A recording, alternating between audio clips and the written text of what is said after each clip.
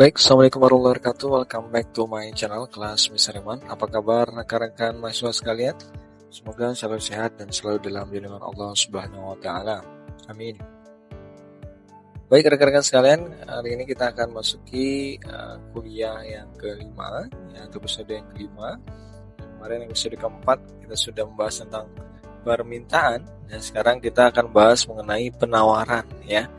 Nah, kemarin sebelumnya, minggu lalu atau sebelumnya, video sebelumnya mengenai permintaan, apa itu permintaan, bagaimana hukum permintaan, kemudian bagaimana mekanismenya, kemudian bagaimana kurvanya, dan sebagainya. Nah, kali ini kita akan bahas tentang penawaran.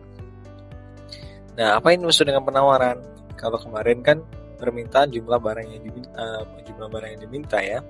Nah, sedangkan penawaran yaitu merupakan jumlah barang yang produsen ingin tawarkan. Jadi yang ingin produsen tawarkan atau ingin produsen jual pada berbagai tingkat harga selama satu periode tertentu. Jadi penawaran ini merupakan jumlah barang yang ingin produsen tawarkan atau jual kepada masyarakat ya, atau pada pasar ya.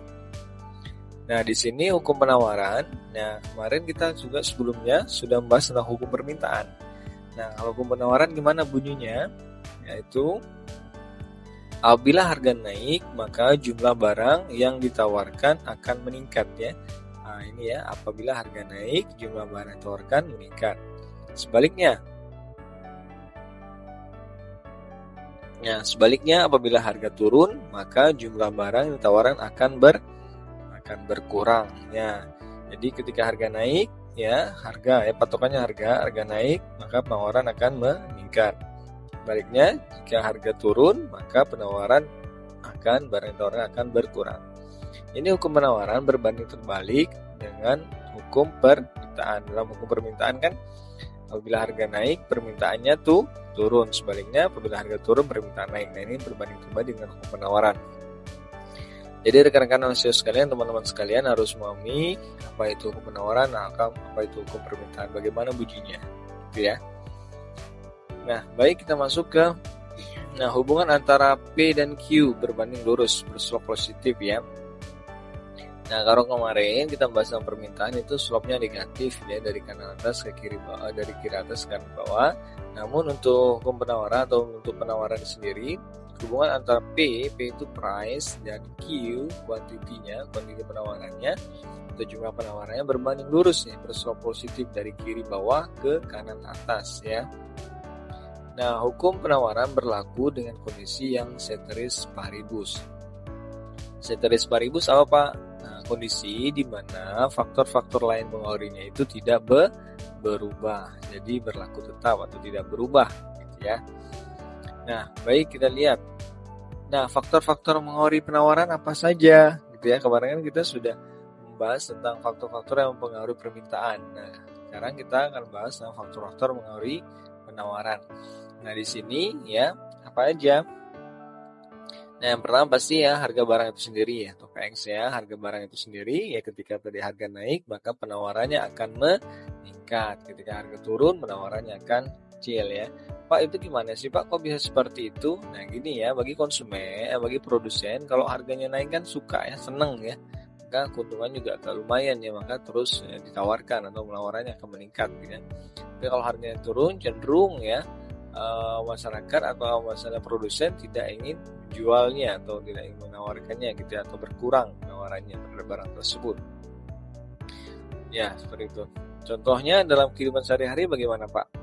Nah, biasanya kalau misalnya di sini ya, mudahnya saja ya. Nah, kalau misalnya permintaan terhadap produk, misalnya produk kecantikan, suatu barang X atau misalnya merek barang dagang X gitu ya. Harganya naik terus nih atau meningkat, maka barang tersebut akan ditawarkan meningkat juga, ke pertama juga. Nah, misalnya juga kondisi buah-buahan misalnya. Harganya naik nih, lagi naik nih durian nih, maka penawaran juga akan banyak. Kita melihat di pasar makin banyak durian gitu ya, harganya bagus ya, maka menentukan oleh produsennya. Kemudian harga barang yang lain terkait ya, sama dengan yang kemarin ya, kita bahas tentang permintaan ya, ini juga sama ya, ada harga barang lain terkait ya. Misalnya barang itu barang substitusi atau barang komplementer. Substitusi itu pengganti kayak teh sama kopi, atau barang komplementer misalnya teh sama gula gitu ya. Nah, itu juga akan mengaruhi harga atau penawaran dari suatu barang itu ya. Nah, misalnya harga kopinya meningkat atau harga gulanya meningkat, maka akan mengaruhi terhadap kopi atau harga tehnya.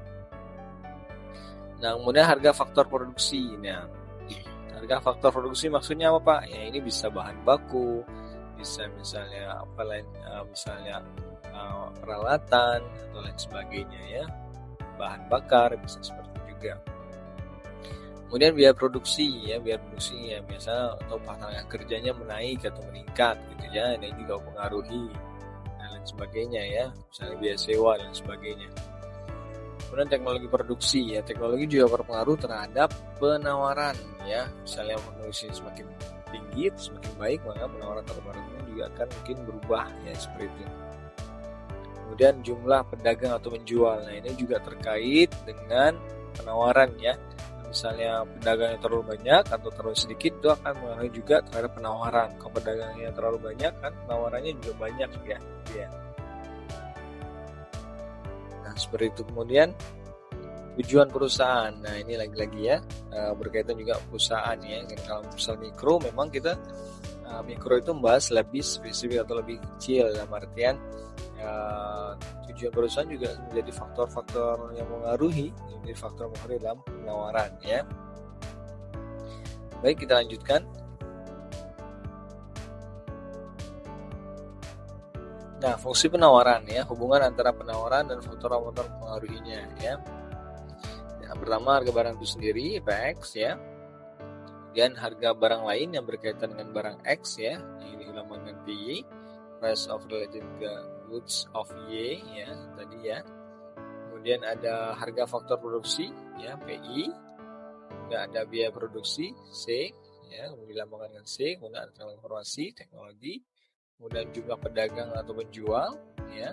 Kemudian tujuan perusahaan ya. Kemudian kebijakan pemerintah. Nah, kebijakan pemerintah juga bisa mempengaruhi penawaran. Gimana Pak ya, kalau misalnya dia produsen ya, atau menguntungkan produsen, misalnya subsidi dan sebagainya, juga akan mengaruhi tingkat penawaran produsen kepada barang tersebut ya. Nah, seperti itu gambarannya. Nah, ini gambarannya saja. Lanjutkan. Nah, schedule atau kurva penawaran, ini gambarannya, gambaran tabel kurva penawaran ya. Nah, di sini ketika harganya 250.000 ya, penawarannya 200 ya, barang yang ditawarkan 200 pasang ya. Ketika harganya turun jadi 225.000, maka jumlah barang yang ditawarkan berkurang jadi 190. Nah, ketika dia turun lagi 210, maka turun lagi 145. Ini terus ya, ini berbanding lurus ya. Kalau misalnya kemarin permintaan kan ketika di sini tinggi, ininya malah rendah ya. Sebaliknya kalau di ini, kalau ukuran penawaran, kalau di penawaran ketika harganya naik atau tinggi, maka penawaran juga akan tinggi ya. Nah, ini gambarannya. Nah, ini kurvanya ya. Nah, tadi ya dari 200 ya, misalnya tadi 200 ya, itu berarti 250 ya. Nah, ini harganya 250, penawarannya 200 ya. Nah, ini kurvanya ya. S-nya supply dari kiri bawah, ini kiri bawah ya. Dari bawah ke kanan atas, dia berlari positif ya. Permintaan kan negatif ya, dari kiri atas ke kanan bawah. Nanti mereka menyerang di sini, nanti di sini ada nama titik keseimbangan atau equilibrium antara permintaan dan penawaran gitu ya rekan-rekan ya. Nah, pergerakan kurva penawaran. Nah, bagaimana kalau misal kurva penawaran, apakah bisa bergerak? Bisa gitu ya. Pertama, jika harga yang berubah ya, maka pergerakan di sepanjang garis kurva ya. Jika harga berubah tadi ya, jika harga berubah maka akan terjadi pergerakan di garis kurva ini ya, garis kurvanya ya. Ketika harganya naik maka penawaran juga akan meningkat. Ketika harga turun maka penawaran juga akan turun ya. Kemudian jika yang berubah faktor non harga, atau misalnya jika yang berubah itu faktor yang di luar harga, non harga, kurva bergeser ke kiri atau ke kanan. Nah, kiri atau ke kanan kurvanya ya, misalnya teknologi tadi ya, perubahan teknologi dan sebagainya. Nah, ini ya. Nah, ini gambarannya ya. Nah, ketika ada perubahan kemajuan teknologi, maka akan berubah ke kanan ya. Akan berubah ke kanan. Karena apa? Mungkin harganya akan semakin murah ya. Harganya semakin murah. Kenapa? Karena teknologi sudah maju dan sudah dapat ditemukan bahan-bahan yang lebih murah ya. Kemudian teknologi sudah lebih maju dan lebih murah dan lebih praktis gitu ya ini. Kalau misalnya tadi ya, jika yang berubah faktor non harga, tadi faktor non harga itu tadi seperti teknologi, maka kurva bergeser ke kiri atau ke kanan. Nah ini bergeser ke kanan ya ini gambarannya. Nah tapi ada kasus pengecualian nih ya, ada kasus pengecualian. Nah tadi kan ketika harga naik permintaannya, penawarannya naik, ketika harga turun permintaan turun. Nah, tapi ada pengecualian nih, kasus pengecualian, dan ini penting banget ya. Biasanya juga dipertanyakan ya, bertanyakan. Nah ada kalanya kurva penawaran itu mempunyai slope negatif ya. Tadi kan agak positif semua ya, naik terus ya.